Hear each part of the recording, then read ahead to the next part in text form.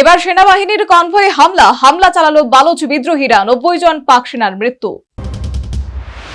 ফের ভয়ঙ্কর জঙ্গি হামলা পাকিস্তানে। এবার পাক সেনা কনভয়ে আক্রমণের দাবি জানালো বালুচ লিবারেশন আর্মি। রবিবার সকালে বালুচিস্তানের রাজধানী শহর কোয়েটা থেকে তফতানের উদ্দেশ্যে যাচ্ছিল এই কনভয়। সে সময়ই কনভয়ে হামলা চালায় বালুচ জঙ্গিরা। তাদের দাবি 90 জনকে হত্যা করেছে তারা। তবে পাক প্রশাসন সূত্রে খবর, এই হামলায় 7 জনের মৃত্যু হয়েছে, আহত 21 জন। আহতদের দ্রুত চিকিৎসার বন্দোবস্ত করতে আর্মি হেলিকপ্টারের মাধ্যমে উড়িয়ে নিয়ে যাওয়া হয়েছে হাসপাতালে। নজরদারি চালাতে ড্রোন মোতায়েন করা হয়েছে। এদিকে বালুচ লিবারেশন আর্মি একটি বিবৃতিতে বলেছে, মাজিদ ব্রিগেডে একটি সেনা কনভয় হামলা চালিয়েছে। নস্কি এলাকায় আরসিডি হাইওয়েতে রকসান মিলের কাছে এই আক্রমণ হয়েছে। কনভয়ে ছিল 8টি বাস, তার মধ্যে বিস্ফোরণে একটি সম্পূর্ণ ধ্বংস করা সম্ভব হয়েছে। বিবৃতিতে আরও জানানো হয়েছে, হামলার পর বালুচ লিবারেশন আর্মির ফতেহ স্কোয়াড আরও একটি বাস ঘিরে ফেলে। সমস্ত পাক সেনাকে হত্যা করা হয়েছে বলে দাবি তাদের। জঙ্গি গোষ্ঠীটি জানিয়েছে তারা মোট 90 জনকে হত্যা করেছে। উল্লেখ্য, কোয়েটা স্টেশন থেকে গত মঙ্গলবার সকাল 9টায় রওনা দেয় জাফর এক্সপ্রেস।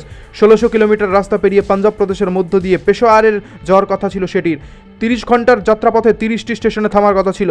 মঙ্গলবার বেলা 1টা নাগাদ বোলান পাসের কাছে বালুচ জঙ্গিরা হাইজ্যাক করে জাফর এক্সপ্রেস। পাকিস্তান প্রশাসনের পক্ষ থেকে একটি বিবৃতিতে বলা হয়েছে, কোয়েটা থেকে তফতানগামী একটি সেনা কনভয়ে হামলা হয়েছে। কনভয়ে ছিল 7টি বাস এবং 2টি গাড়ি, সেগুলোকে টার্গেট করে জঙ্গিরা। কনভয়ে একটি বাসে আইইডি বিস্ফোরণ বোঝাই নিয়ে ধাক্কা মারা হয়। আত্মঘাতী হামলার ছিল বলে অনুমান করা হচ্ছে। এছাড়াও রকেট গ্রেনেড ছোড়া হয়েছে কনভয়ের গাড়িতে। International bureau report, news vanguard.